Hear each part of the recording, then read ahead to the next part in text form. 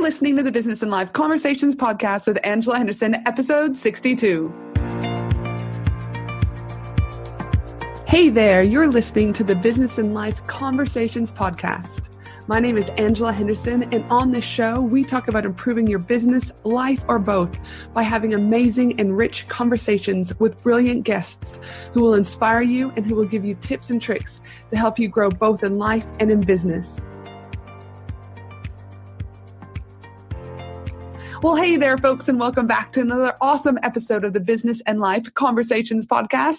I am your host, Angela, from Angela Henderson Consulting, where I am a business consultant helping women in business shift from being stuck, overwhelmed, and working in their business to coaching and supporting business women to gain clarity, strategy, and systems to grow successful six-figure businesses and beyond. Now, today is going to be a solo episode because I've been getting asked this one question weekly for the last few months. And I thought, hey, if so many people have this question, there are probably others out there that have the same question. That question I'm talking about is to niche or not to niche? This is a question that business owners are constantly faced with, let's be honest. All the time. Something in the back of our head because why we hear about it all the time. In Facebook groups, at events, communities, having lunch with our friends, it's round. To niche or not to niche. Now, you see, niching down is great for so many reasons, especially around establishing yourself as a natural choice in a narrow field. But niching too early or choosing the wrong niche can almost make it super difficult to get traction, potentially lose your entire business, and so much other ripple effect can from that if you choose the wrong niche or if you niche too quickly. We'll talk more about this later in the episode. But before we get into that, and for the purposes of this episode, and in case for those listening have never heard the word niche, I just want to define it so that we're all on the same page for this episode. Niching down from a traditional marketing book's definition means having a clear focus on who your ideal target market, otherwise known as your ideal client, is, and aligning your market to match this customer. When you decide to niche down, this also means that you are no longer talking to the masses, but you're rather talking to individuals. There can be a niche for almost anything. For example, a Facebook ad specialist might be a Facebook ad specialist for e-commerce-based businesses versus being a Facebook ad specialist to service-based businesses. Or if you're a copywriter, you may be a copywriter for real estate versus being a copywriter to everyone and anyone under the sun. I'm sure you're starting to get the idea about how you could niche down. But I thought I'd also share with you what this looked like for me when I first started my first business, Finley and Me, almost 9 years ago. And for those that don't know, Finley and Me was an e-commerce platform. And naturally, I started off by buying any type of kid toys, plastic, wood, etc., that were popular. However, since my customers could go and buy a lot of these toys that I initially started out with in all major department stores, I knew I needed to niche down further. Because I was competing with these bigger brands. I wasn't going to be around long if I kept doing this. So what I did was I really assessed and reflected on my ideal client.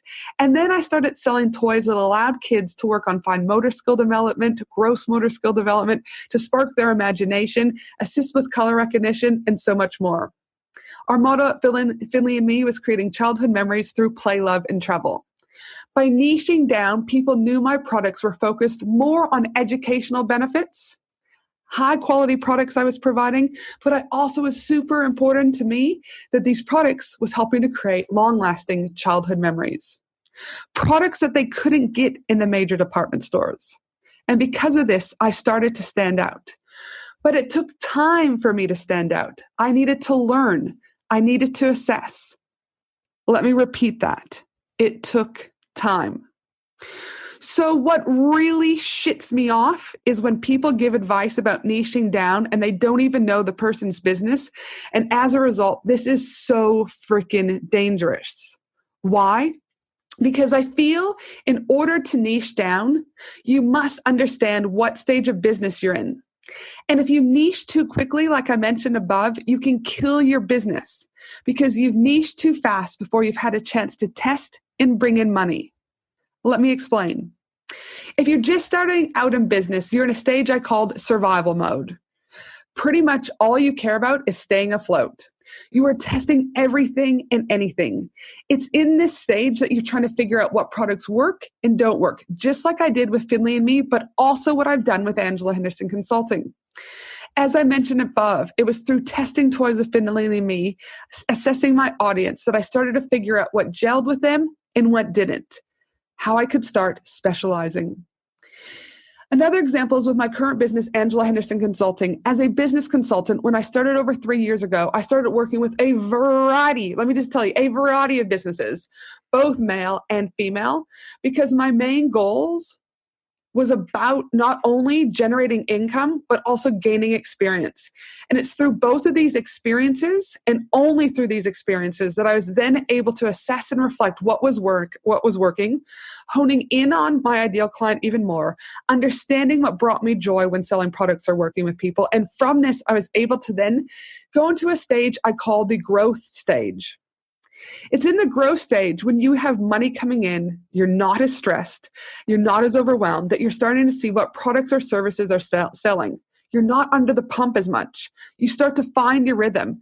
And it's then that I believe you can start to niche down further than you were in the survival stage. You can now afford to start to specialize. Why?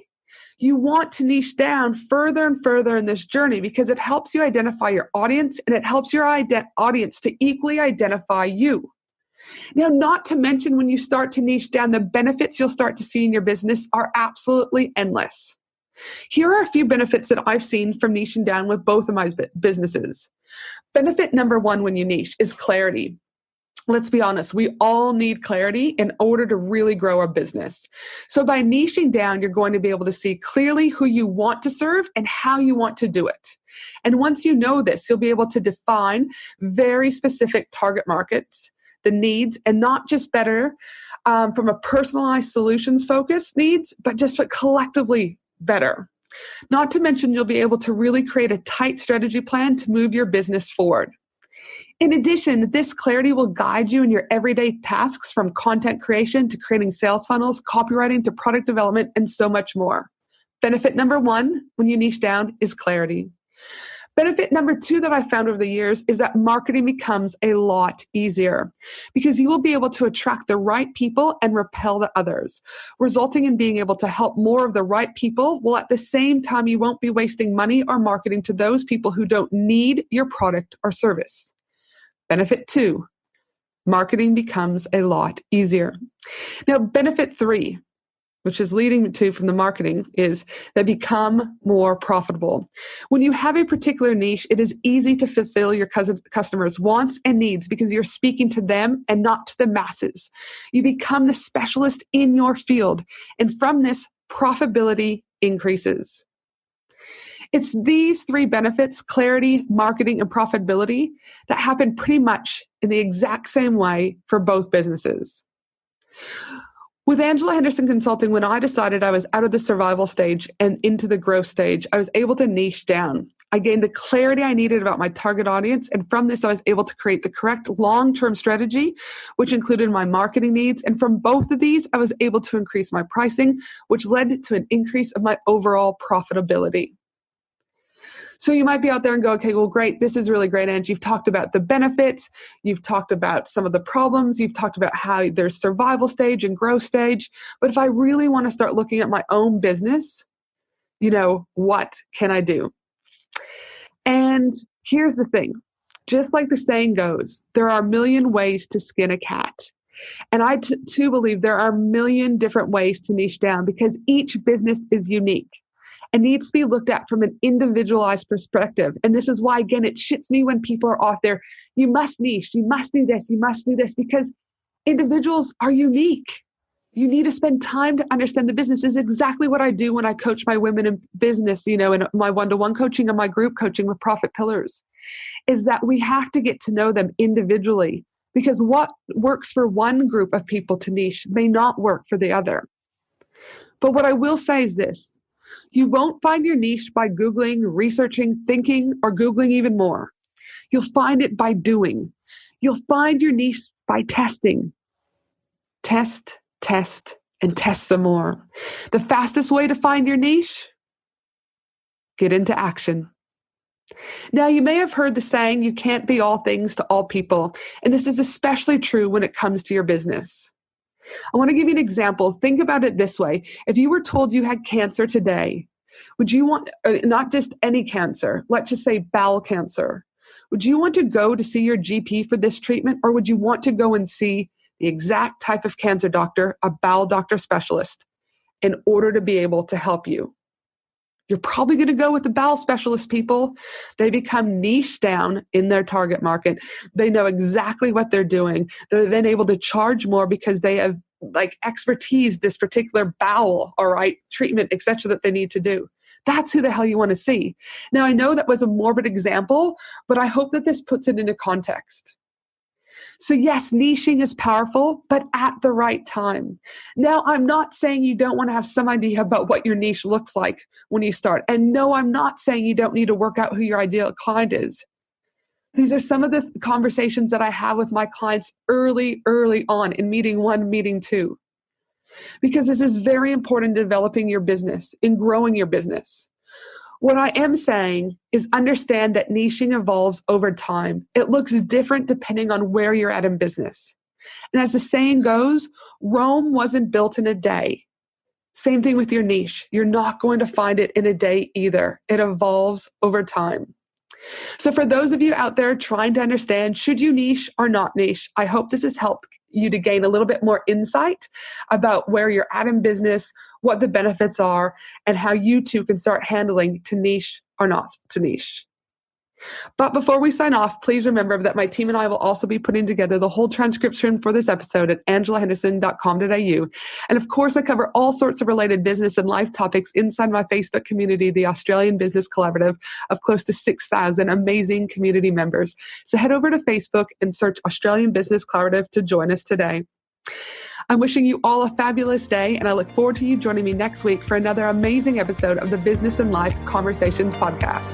Have an awesome day, everyone. Bye. Thanks for listening to the Business and Life Conversations podcast with Angela Henderson. www.angelahenderson.com.au